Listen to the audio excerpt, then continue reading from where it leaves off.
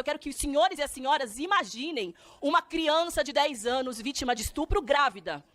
E eu quero que os senhores imaginem essa criança desenvolvendo essa gestação e sendo obrigada a ser mãe de uma criança. Essa cena não choca, vossas excelências? A mim me choca. A mim, como mãe de uma criança de 3 anos, é estarrecedor imaginar que essa é a prioridade das senhoras e dos senhores. Obrigar essa menina que passou, sabe-se lá por quais tipos de tortura, de violência, a sua vida inteira, ainda mais considerando que na maioria dos casos é dentro de casa, ela nem sequer conseguiu entender o que estava acontecendo, obrigá-la a ser mãe do filho do seu estuprador. É isso que as senhoras e os senhores estão defendendo, e não se trata de uma gestação avançada que, como no PL 1904, vossas excelências queriam dizer que era uma irresponsabilidade da gestante esperar tanto tempo para recorrer ao aborto. É qualquer semana gestacional, qualquer prazo gestacional. Não pode, porque de acordo com a concepção de vossas excelências, a vida se estabelece desde a concepção. E a vida dessa menina, aparentemente, não tem a menor importância para nenhum dos que estão defendendo essa atrocidade. E imaginem as pesquisas em células-tronco serem descontinuadas, paralisadas em função de uma lógica que é fundamentalista, misógina e distorcida do que deve ser a forma como as mulheres lidam com o seu próprio corpo, com o planejamento reprodutivo e com o direito ao planejamento familiar, que é algo previsto na Constituição Federal. São uma série de patologias que podem ser afetadas, aliás, de pesquisas sobre patologias que podem ser afetadas por causa dessa visão de mundo absolutamente distorcida e fundamentalista. Por exemplo, atrofias espinhais progressivas, distrofias musculares, esclerose múltipla, neuropatias, doença brasileira contra a população que merece ver os nossos esforços para que tenham a qualidade de vida melhorada, mas vão ser atacados por causa de uma PEC de ninguém mais, ninguém menos do que o senhor Eduardo Cunha. E aí, na última sessão, a deputada Dani Cunha, inclusive, nos contou que foi uma das brasileiras que puderam ter acesso ao processo de congelamento de embriões, que é algo que vem crescendo muito no nosso país, ainda que seja ainda de difícil acesso, porque ele é muito caro e são pouquíssimas mulheres brasileiras e famílias, né, que têm condição de pagar. Mas essa técnica, tanto da transmissão de STs, tentativa de preservar preventivamente os gametas, que podem estar ameaçados por alguma doença, como endometriose, ou mesmo câncer, a mulheres que têm câncer, como por exemplo o câncer de mama, uma mulher que eu conheci esses dias, que ela teve a opção de congelar os seus óvulos para no momento que ela se recuperar da doença,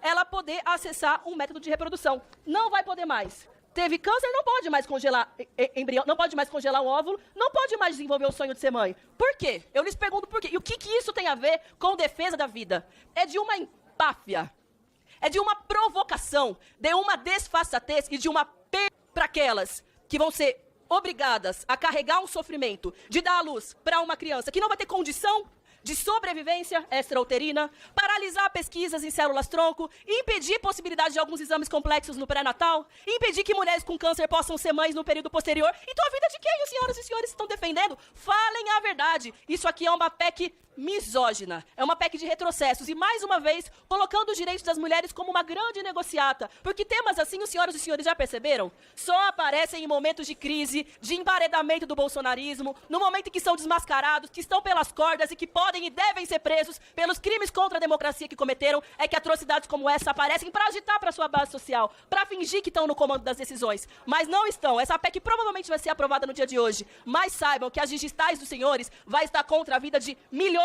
de mulheres brasileiras ao aprovar essa tragédia. Eu não sou a favor do aborto. Nós defendemos a vida na sua plenitude.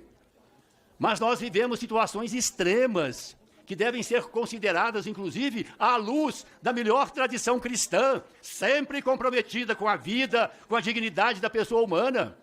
Aqui nós não estamos escolhendo situações ótimas, não. Nós estamos escolhendo o menos pior. Tem situações na vida que são tranquilas, ou bom, péssimo, mas tem situações que estão no limite. Mas aqui nós temos que fazer esse enfrentamento. Não é admissível que uma mulher gestante, que esteja correndo o risco de vida, tenha que continuar a gestação. Onde que está o compromisso com a vida? A mãe pode morrer? A mãe pode morrer? A mãe é uma pessoa inserida na sociedade. A mãe pode ter outros filhos. Então essa é uma questão fundamental. Então, eu acho que preservar o Código Penal de 1940, nós estamos fazendo um retrocesso de 84 anos.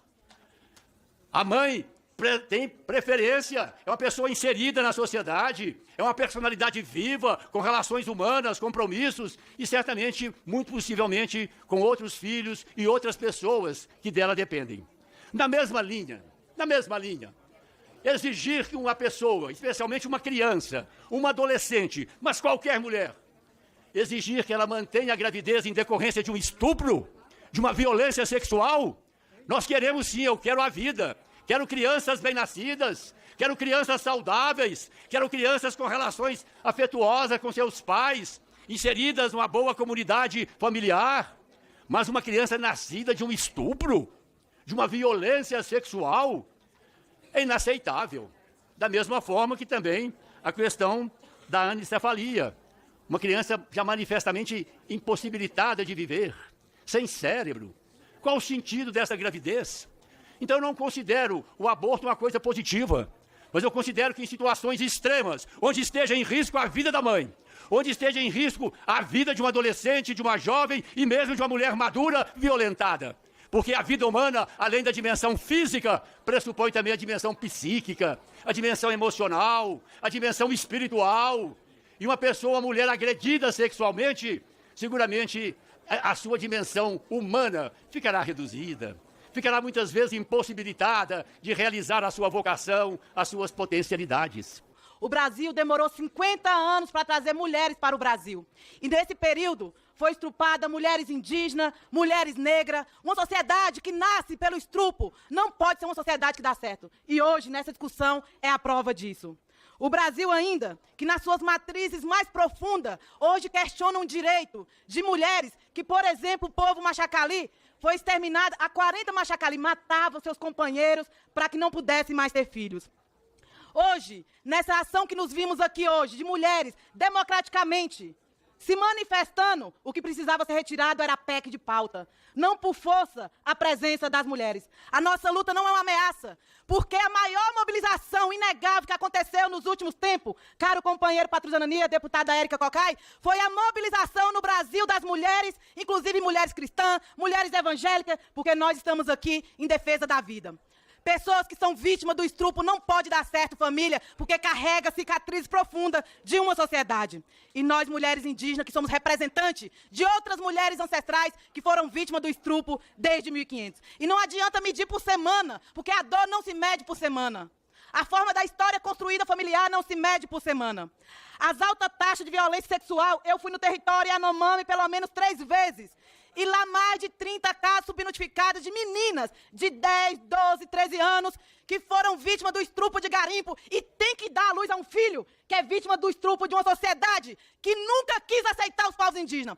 É contra o aborto, mas nos aborta todos os dias da sociedade quando nega a existência dos povos indígenas.